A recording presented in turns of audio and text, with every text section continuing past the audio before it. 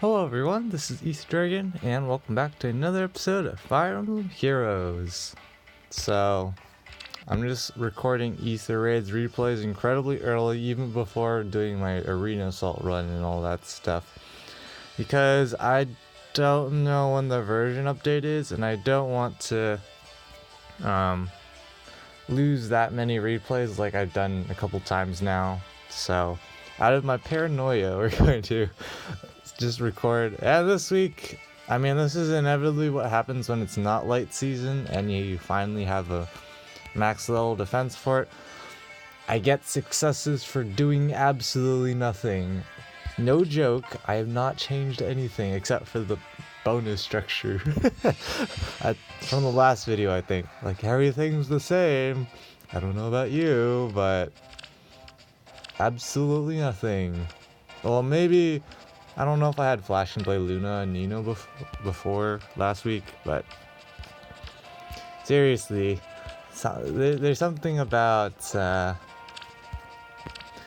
early, it's mostly because it's early, like tier 21, where a lot of people can get access to it nowadays with blessings and such, so it's pretty easy for people to do things. And here they just leave air out there.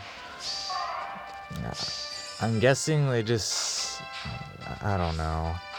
Don't ask me, but Legendary Azura breaks the block. I'm not sure why she moved first, but I don't worry about it too much. Nino chunks Surtur for quite a bit. And Legendary Lucina Future Visions for a kill, which is pretty nice.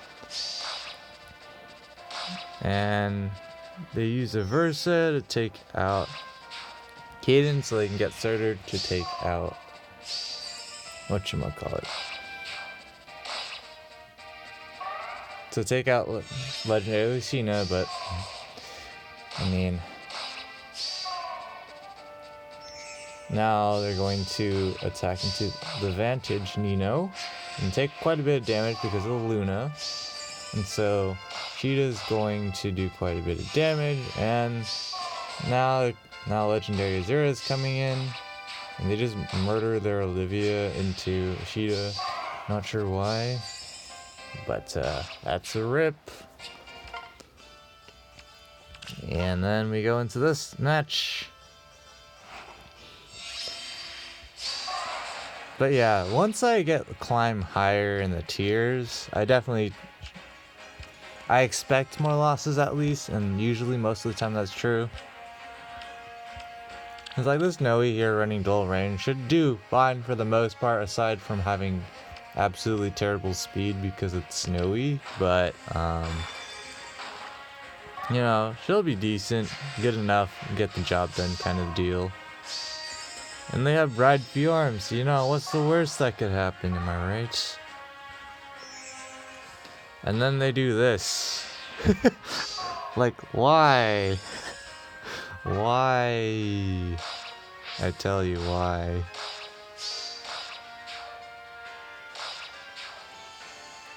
I don't know about you, but I don't think that was a very smart play. And so, you know, they're gonna send out Noe now to do her thing. But it's Noe, so... But Nino's just going to do a rally meme. It's Noe, so you know, she's gonna do fine against Legendary Lucina and stuff, but they definitely aren't doing things too well. And she still takes 30 damage with the buffs. And I know there's Luna and all, but seriously? And then Nino murders. And Cheetah gets murdered, almost, but not really, because Noe's way too slow, so... But she'll be able to sweep out the rest of this match. But they're not able to pick up the other ether structure, so that's kind of a win for me. And they go ahead and hit the heavy trap. Not a big deal. So, yep. Just your normal day of definitely not normal things. I think for the most part this week, it's mostly been people just bringing awkward teams that can't handle my team too well. If you don't know more complex AI mechanics, things to guarantee bad things don't happen. But like with my new setup, say someone takes out Sheeta, and if they don't manipulate the AI properly, you know, Kaiden's gonna move down. Legendary Lucina is probably gonna use Future Vision unless you know how to prevent it, and she'll probably get an attack on one of the squishy folks. So here they go out for an all-out attack kind of deal, which, you know, is viable except for the fact they didn't beat enough units, so it's gonna be a little awkward here as we start cleaning up some units real quick. Don't mind me. And Nino is going to get buffed to absolutely murder Leon, and it's just Neil Morgan left, so that's a pretty big rip. And what do you know, yet another success. Definitely not rigged at all in any way. And here we have, you know, just another mishmash team of sorts. And I'm guessing it's like a semi-hybrid strategy, I guess. I'm not entirely sure about their strategy, but you know, Gale Force and running out, perfectly acceptable idea. But they didn't quite handle this too well, and that's a rip that didn't have to happen. They could have just not put Gunther there, but they did because they were greedy for the ether. That's already one rip. And here comes Legendary Roy, definitely being incredibly strong to get one shot by Lilina. Definitely super OP, no lie. And now they surrender. So 10 out of 10. I don't even use like Dark Shrine and Bright Shrine in defense. I think I have both of them at level 2 at this point or whatever. So not too great, but that's probably what I'm going to upgrade next. So here we have, you know, pretty standard stuff. Nothing too special. Kind of curious how well the Fallen Corn strategy is. Besides the fact there's like whatchamacallit. Besides the fact there's Dragon Slayers like Julia and stuff out there, if you don't face those units, I feel like she would do pretty well, because I do see a lot of people use her. I just personally don't have her, so yeah. So here, this person takes out the one Vantage unit. I mean, anti-Vantage unit. Perfectly legitimate plan. Nothing wrong there at all. You know, everything's fine. And so they're just gonna sweep. Nothing too special. I'm just going to abuse the AI and guarantee that Lucina just gets herself murdered into Corrin. And they're just all gonna get picked off very easily, as long as they don't goof anywhere.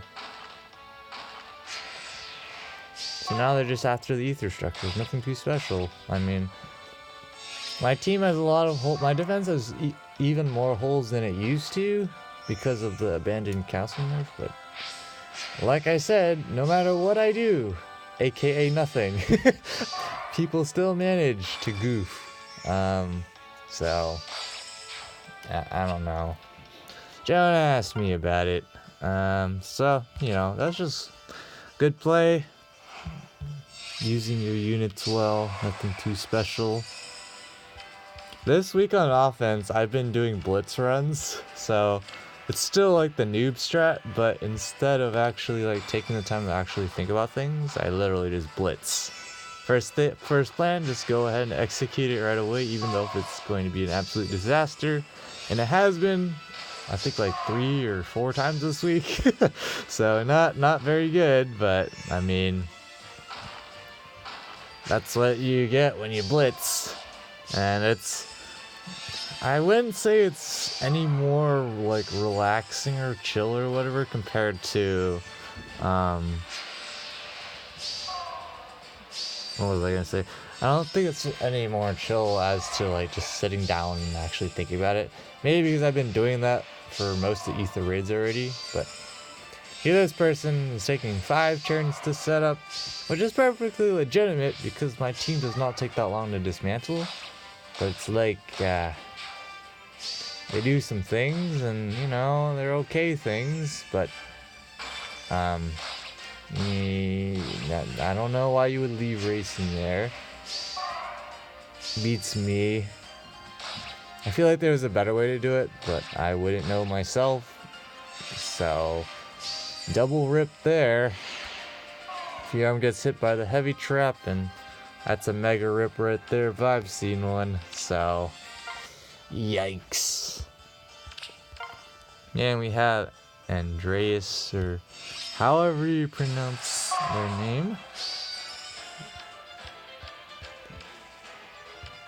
I see a lot of people with level 4 healing time because after using no healer for a while, a few weeks now in AR, it's gotten to the point where it's like, I feel like it's manageable, but the problem is, it's only because I haven't had those matches in the past where I've needed a healer, so I've been able to deal with it. Because like, for example, Air's Sparkling Boost during light season, I still use Air outside of light season because I don't care, but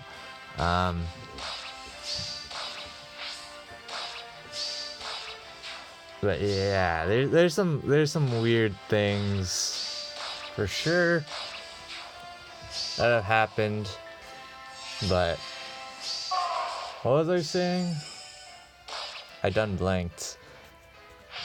Right, about using healer on offense. So I've been running into many matches, like with Dumos, for example, where you want to be at full health to double if you don't have like Bold Fighter and stuff. It's pretty useful to have. So instances like that are where I would want to have some sort of, whatchamacallit, I would want to have more healing, because like for the most part Nino is either hard walling people or ultra trolling and just like Vantage killing, because Vantage is still pretty strong in AR. It's not entirely consistent, but it's pretty good. I really do feel like the hybrid makes tank strategies the strongest one. I know going full ultra super tank mode for the most part is consistent, but there are some straight up nasty matchups that you never want to face. And so I think you know at this point what they done goofed about, and I talked about this I think in the last video. Just having this panic manner here, some people just don't pay attention to it. So 54 HP out of 10 with 2 Nagas, ultra rip boys. But yeah, when you're panic play like that, even legendary Lucina can pick up a kill, and that's when you know something's wrong. Capo. Memes aside, I do feel like the hybrid strategy is pretty darn good. I like it because it gives you, it's like 2 strategies in one, but the problem is, of course, neither strategy is as consistent as going full dedication into one of the strategies. So I do like it though. Of course, I'm thinking of Nino, who isn't really the most optimal unit to do it with. It's just because I've had Nino, so it's just convenient to do it. But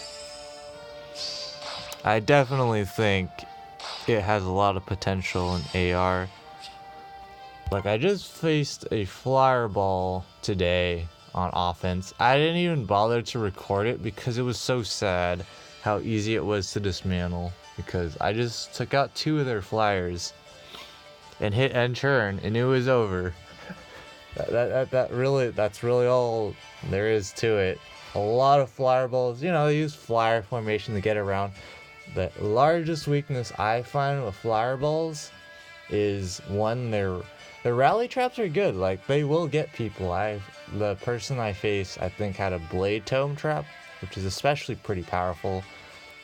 And with a rally up, you know, they're gonna rally forward to buff the most allies.